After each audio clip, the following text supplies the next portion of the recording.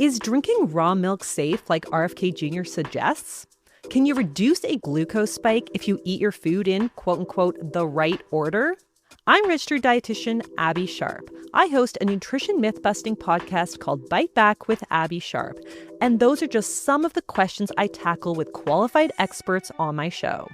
There is so much food misinformation and disinformation out there, and it can feel impossible to know what's real and what's BS. On Bite Back, my goal is to help listeners create a pleasurable relationship with food, their body, and themselves, which in my opinion is the fundamental secret to good health. Listen to Bite Back wherever you get your podcasts. Frequency Podcast Network. Stories that matter, podcasts that resonate. President Donald Trump is proving once again he is an unpredictable politician. Just when Canada thought things were on the right track, a single social media post seems to derail everything.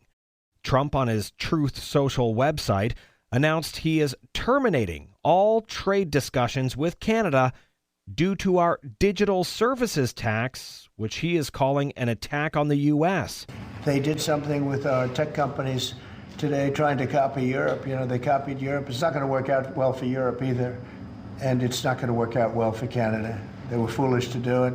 Now, the tax is actually not new. It's been in the works for a couple of years, and it places a 3% tax on tech companies like Meta, Amazon, and Netflix. But the first payment is due Monday and is retroactive for the last few years. Trump also complained about our supply management system for dairy, and he says Canada will know in the next 7 days the tariff that we will be paying to do business with the U.S. Prime Minister Mark Carney says he didn't speak to Trump before the announcement and had brief words for reporters as he left his office. We'll continue to these complex negotiations in the best interest of Canadians. It's a negotiation. I'm Cormac Sweeney, and today on The Big Story, I'm speaking with Hampson, a professor of international affairs at Carleton University and a co-chair of the expert group on Canada-U.S. relations. We'll chat about Trump's big announcement and how the government should be handling this. Fen, thanks very much for joining us. My pleasure. We know Donald Trump is an unpredictable president. Were you surprised to see his post and his pullback from negotiations with Canada? Not really. I think, this is the worst possible home goal for Canada, obviously at the worst possible time in the midst of critical trade and security talks with the United States. We've known for quite some time that, the Americans have had Canada's digital services tax. They've had it in their gun sights, if I can use that term. And Trump's actions are really the culmination of years of bipartisan, because it's Democrats and Republicans, strong opposition to digital taxes that target U.S. tech giants.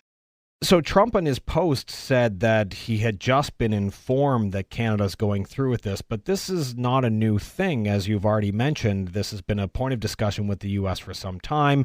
It's a law that's been in the works for a couple of years now, and the Carney government said, yeah, we're still going through with it. So why does this seem like such a surprise to Trump? Well, I think he's probably in typical Trumpian fashion being disingenuous about it, because he's referred in previous tweets and social media postings, his opposition to the DST, digital services tax, obviously to other irritants like dairy. And, to be sure, somebody probably said to the president, hey, this is going forward on, almost the eve of Canada Day. And so, one thing we should know is that, if Trump wants to act, he's going to act, and he's not going to hold any punches. Now, break down the digital services tax for listeners who might not be familiar with it. It's basically a tax that will be imposed or is being imposed on a Canadian, American, I should say, companies, because there's a threshold in terms of how big you have to be before the tax is levied. It will apply to the big platforms, like Netflix, Amazon Prime, other digital, providers of services, that Canadians purchase.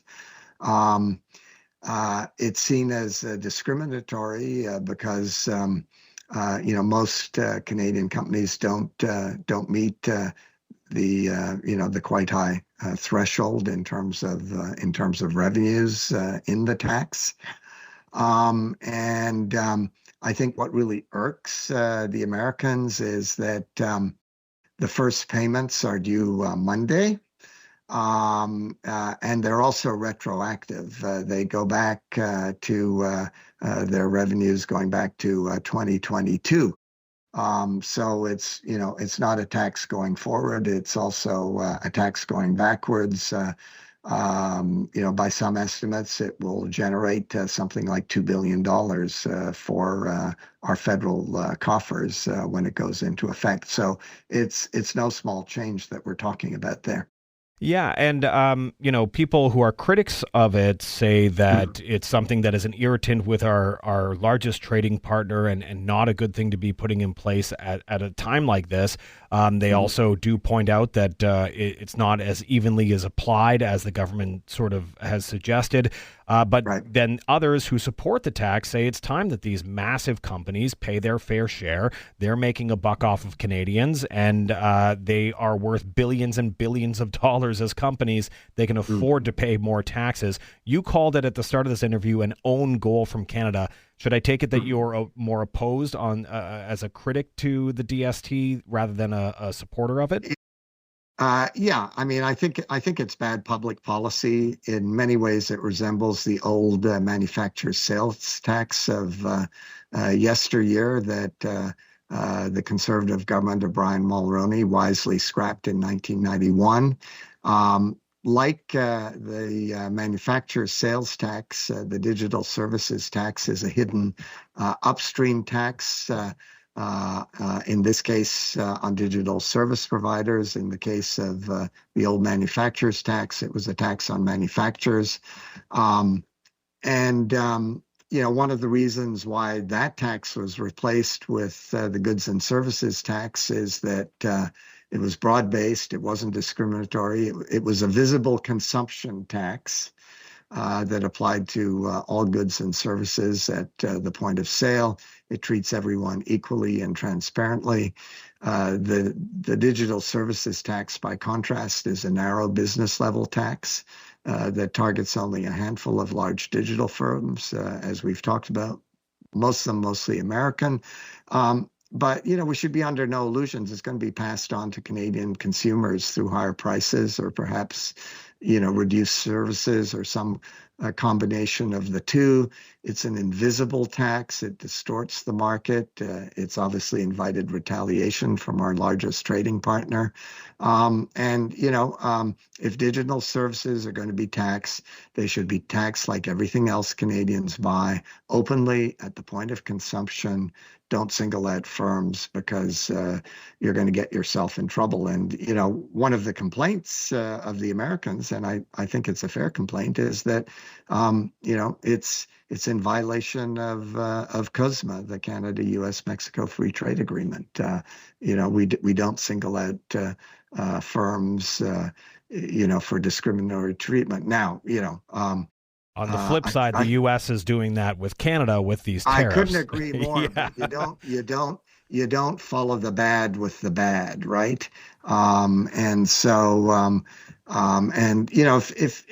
the idea was to use this as a bargaining chip keeping it on the table and then, using it as a point of leverage going into CUSMA.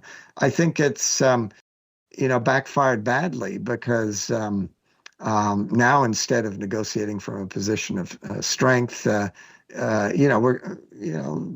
let's be under no illusions here. Canada is going to be faced with the humiliating prospect of rescinding the digital services tax under threat, not by choice. We could have done this quietly, just said, we're going to look at this one again. It's not great public policy.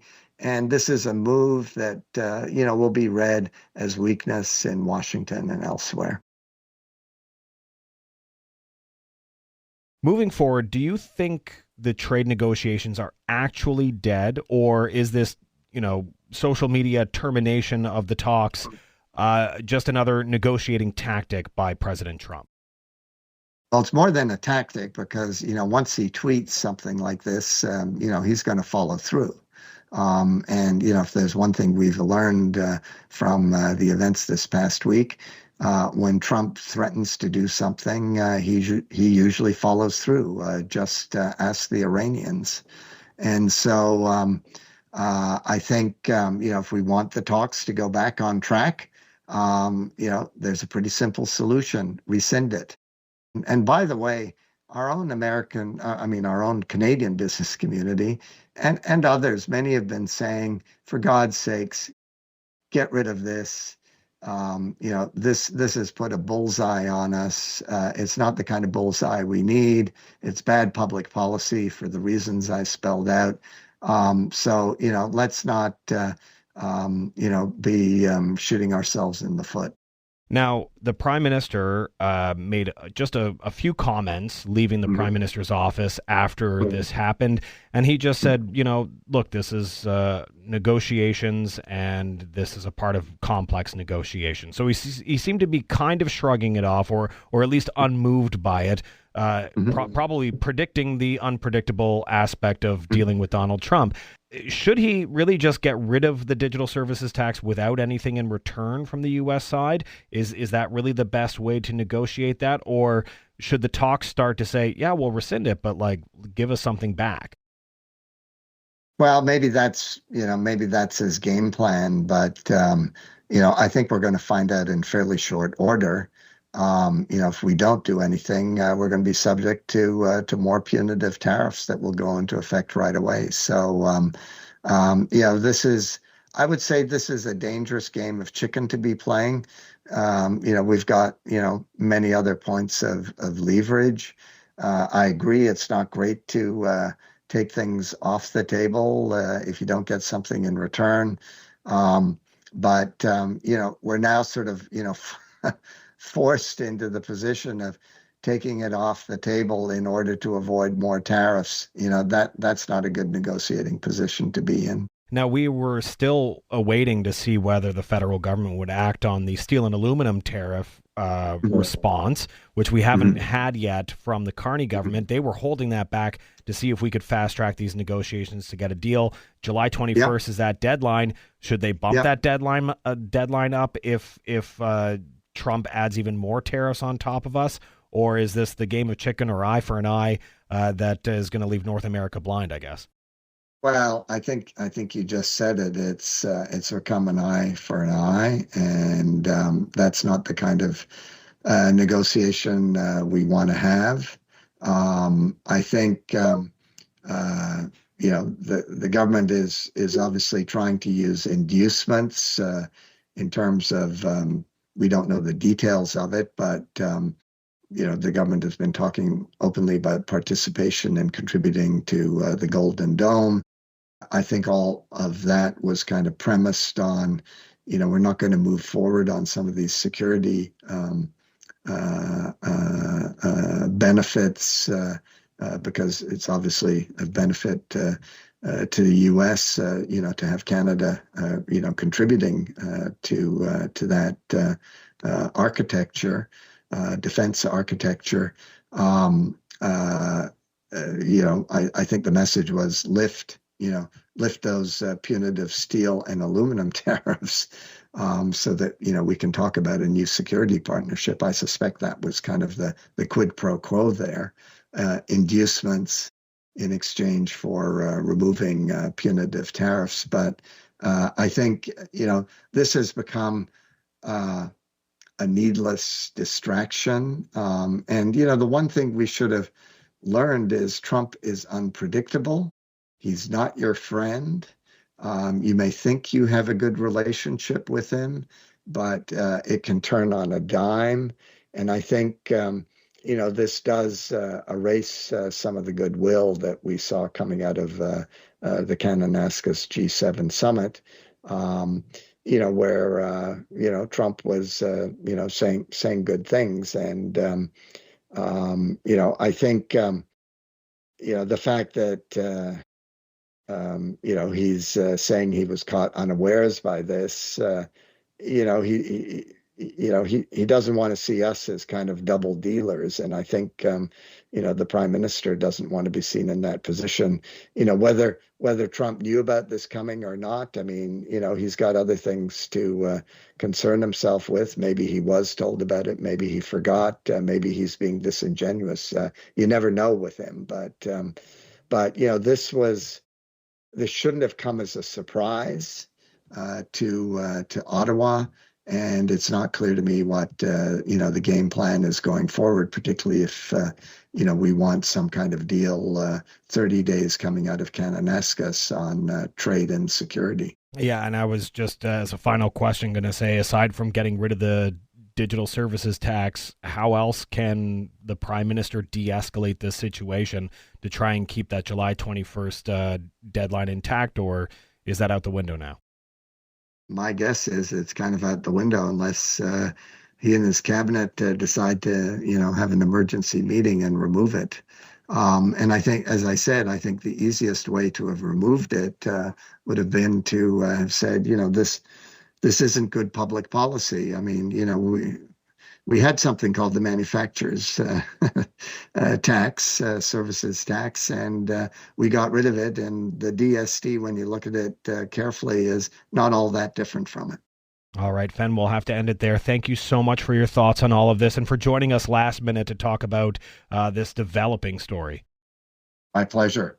That was Fen Hampson, a co-chair of the expert group on Canada-U.S. relations, as well as a professor of international affairs at Carleton University, speaking with me about President Donald Trump announcing he is calling off trade talks with Canada over our digital services tax. I'm Cormac Sweeney, and that was The Big Story. You can send us feedback on this episode or any other episode by emailing us at hello@thebigstorypodcast.ca or leaving a voicemail at 416-935-5935.